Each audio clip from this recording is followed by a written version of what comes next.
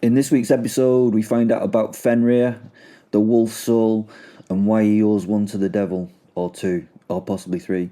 Please check out Odin Apparel if you want some of our merch. Please check out Grendel Press, absolutely amazing publishers of great horror. So, there's links down in the description-y bit. And more than anything, just enjoy your life, or, you could subscribe to us on Spotify or something like that. That'd be quite nice. Anyway, bye!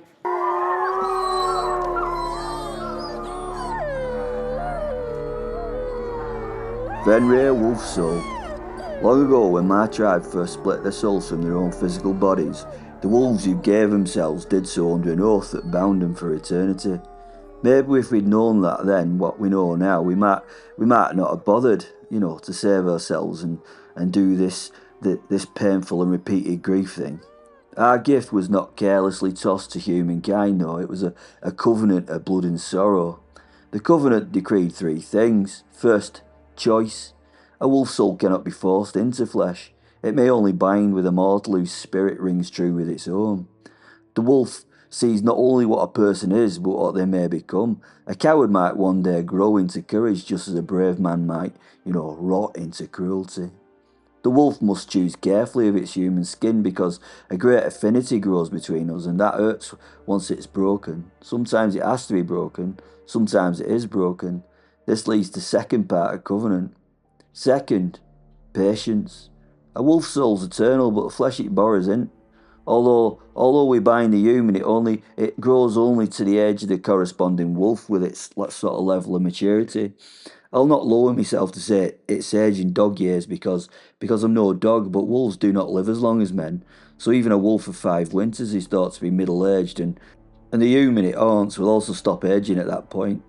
It will become immortal, but every host will one day fall or be left behind, and when the soul departs it must rest and wander, resisting the hunger to bind again with another human until it has tasted the passage of years. The government demands this restraint because a human who does not suit us and is left fails quickly. I must admit in the past I didn't care, but each one leaves a small scar as a tiny part of themselves, an irritation of the mind, a niggle, and those niggles build up over years. Now I wait and choose well. It's just less annoying that way. And finally, third part, the mourning. For every fitting bond, a terrible price. When a wolf leaves its host, the human shell withers and dies, robbed of the soul fire that kept it strong. I've been with humans for a few years. I've been with them for centuries. They're not immortal, they do die. Sometimes even the combined powers of us are not enough to overcome injury or accident. Additionally, there are those we choose to leave and those who ask to leave. To love an host and then abandon them is no small cruelty. To love a host and then have them abandon you is it's like a small death, I suppose. Some I mourn for years, some for centuries. The longer the bond, the deeper the grief, and some I've never really, So it is that centuries may pass without a new partner. The covenant binds me in a way, not chains of silver or sorcery, but of honour, choice and sorrow. I am a wolf at the end. My origin, there had been one wild winter in some mountains somewhere. I think it was Russia, from what I know now. But as I left well before area had been mapped, and I've really no idea. I've never tried to return me sen. There had been a pack of wolves and a pack of people, both starving, both hunting each other. Not a good situation for either of them. The top predators in an area will clash as their potential prey dwindles in numbers. But both humans and wolves were living on borrowed time. Each pack would eventually fail. Luckily, humans had a magic man they called Wolfstaff. He was strong in spells, and he was linked by family and weird to wild things. The people fell, and it was looking bleak. So as a last rite, Wolfstaff made strong magic. I think it was magic. By the evening light of a ripe full moon, the mighty shaman had the village take some of the local magic mushrooms. Maybe this is the reason why the idea at werewolf and full moon are linked. Why we are lunatics. Must admit my mind does work clearer on those nights where he shines his glowing face fully. Although, I think I can just see better because of it. The mushrooms they took are called fly agaric mushrooms. You know, those you see in the face sitting on fairy tale pictures. You know, the red ones with white dots, and they're magical enough for those who take them with no real reason or intention to use them as a tool to see things that they usually won't, the things that are actually really there. But I warn you, they're red for a reason. It's nature's warning sign for you poor, your poor weak human constitutions. They're very poisonous, if that is, if you don't prepare them properly. The only safe way to do this is they need to be processed through another creature. I know, sounds strange, yeah? Shaman would usually use reindeer for this purpose. Reindeer were kept and herded by people in this area, but by now, winter, the people and the wolves had devastated the numbers. There were none to use. The only animal the shaman had available for this filtering process was a wolf that they'd trapped the night before. Yeah, I know it sounds like utter bollocks. It sounds like utter bollocks to me too. But that story, the wolf ate mushrooms. He was, pretty hungry at the time, I should imagine. The shaman collected wolf's piss and then distributed it amongst a small band of villagers that were left. I often wonder about that task. He must have lost a finger or two, eh? Wolfstaff was hoping that the gods, through this strange process, would grant someone an idea of how to get through a shitty situation in which they found themselves. I do realise that it does sound incredible. They were dying, but they decided to drink wolf wee. But I'm sure at this point you would have tried brushing your teeth with your own shit if you'd thought it had saved you. At least they would die off their faces on trippy stuff. It does not seem like it could have happened, do it? I mean, should it have happened at all? Think about it. Who was first person, to drink piss? Think about it. Who was first person to think, I know, we'll feed these poisonous mushrooms to that deer, then drink its wee? How did that happen? Humans are such fucking weirdos. Some of the things you guys do are not right. But hey, thanks something for you guys trying things like gargling piss, otherwise I won't be here. Humans never failed to amaze me well, you do make me feel uncomfortable with your actions. So wolf urine gave everyone a shared hallucination where they melded their minds with local pack. I don't know how it works.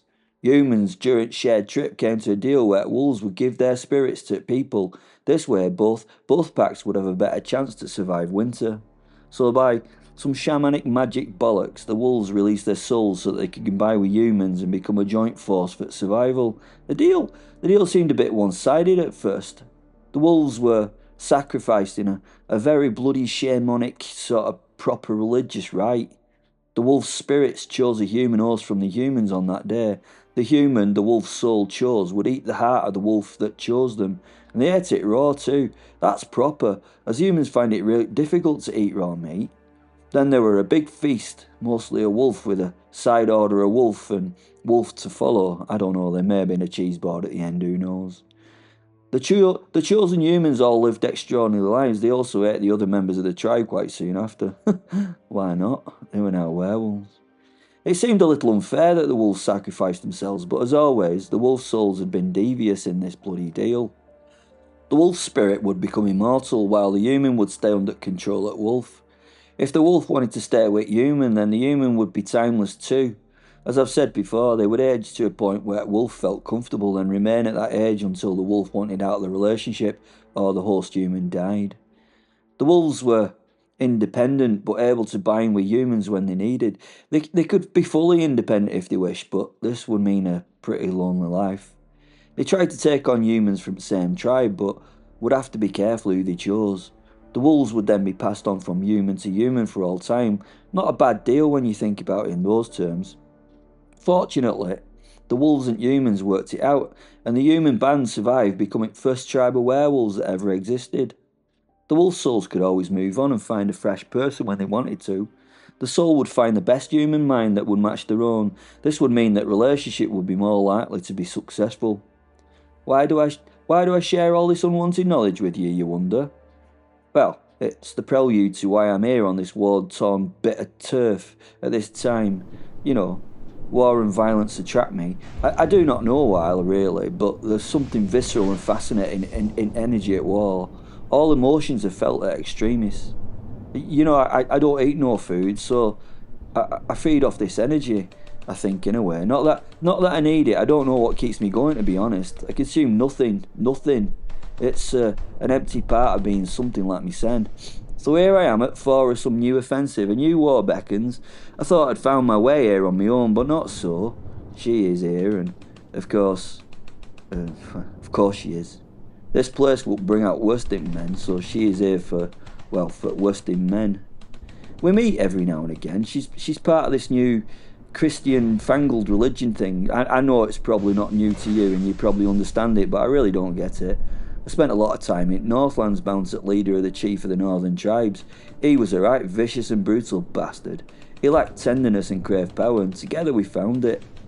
His religion made sense to me. It had many gods, and they were as foolish as people they stood over. The stories were powerful and full of heroic deeds. Men were judged by great deeds, not by being meek and mild for some future benefit. I don't understand why these Christian people don't live for now.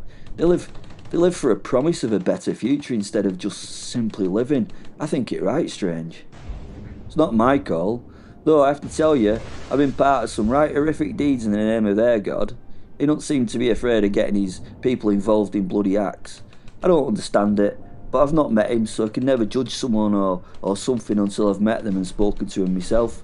Maybe someday in the future it'll happen. I met his messenger though, yeah, Gabriel. Briefly, he is, don't know, bit of a primping fop of a thing.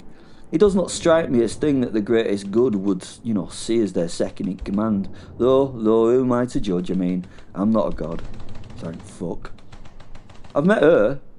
She is something different. She reminds me of Loki from sagas. She's the punisher of evildoers. She is a tempter, although she never makes or forces people to do things she calls sins. And she does, however, allow them to happen and tempt humans to do so. Wonder if she enjoys her job. Oh, you want to know why I owe her? Alright then. Why the devil can crook a finger and I can come sniffing like some chained cur. Alright then, pull your seats up, sit close. But don't think less of me after, because if you'd stood in my place, you'd have come to a reel too. It was first winter, the one where everything bled into ice and silence, I know. We'd bound ourselves to humans, aye, but binding didn't fill bellies, Children wasted, ribs poked through skin. I could feel the hollow in me gut like a fire eating me from inside out. Humans prayed to the sky gods and begged their ancestors and rattled bones. Nothing came back, just silence. But when I howled, something answered. It wasn't Moon, though she looked fat and ripe that night. No, it were her. She slipped in on Silver Light, not a goddess, not a saint, but the Lady Ash. She smelled her charred feathers and roses rotting in the snow, and she whispered, "You want prey, Wolf? I'll give you more than prey. I'll give you blood enough to glut yourself for centuries. But you will owe me." And what did I do? I said yeah, of course. I said yeah. Better to hunt and live than starve, noble and dead. That night the herds came down from the mountain like they'd lost their wits. Deer, boar, even elk crashing through snow straight into our jaws. I fed. We all fed, and I've been feeding ever since. On war, on slaughter, on fields where men paint the earth red. You think I come to these battlefronts for sport? No. It's her gift. Blood calls me like meat hung in smoke. But it didn't end there. See, Covenant had rules. Choice, patience, mourning, shackles dressed up as honour. And I thought myself stronger than them. I was Fenrir, mightiest at pack. Why should grief bind me? Why should I be patient? Why should I wait centuries to claim a new host if I want flesh now? So I howled again. I howled at the moon. To split Covenant, to tear free from my brother's chains. And the moon answered, not at all. But she did. She came back with the same voice like velvet cut in glass. You would be free of law, Wolf? You would stand apart, unbound? I said yes. I was proud, foolish, hungry for more, and she touched me. Just once. Right here in that. And ever since, there's a mark in me. A crack. The Covenant still holds, but it slips around me like an ill-fitted armour.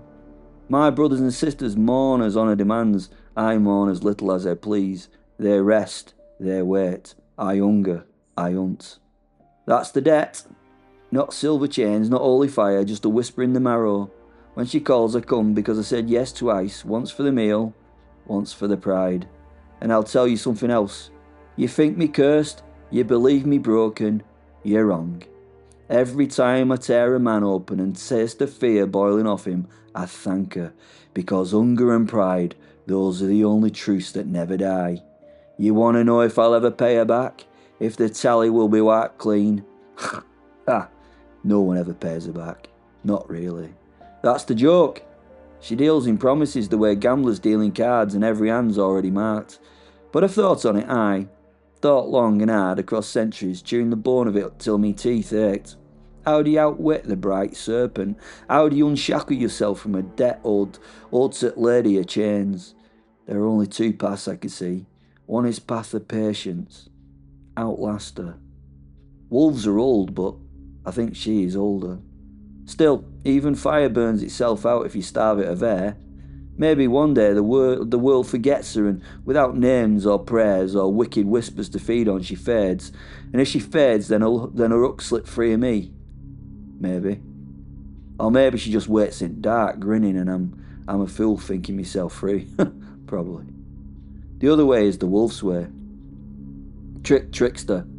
Bite the hand that fed me, sink me teeth so deep that she bleeds stars. You see, I owe her a favour. Not obedience, not fealty, and a favour can be twisted, aye. Favour is a slippery word. Maybe I can give her what she asked for, but not in where she want. Maybe I can find a way to make the payment poison in her own throat. Will it ever end? Don't ask me that, cub.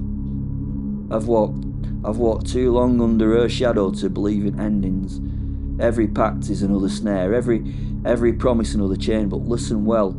Even chains rust, even the devil bleeds. And if the day comes when I can put my jaws round her throat, debt or no debt, covenant or no covenant, I'll tear it fucking free. Until then, I watch, I wait, I play at loyal beast when I must, but inside, I'm sharpening me fucking teeth.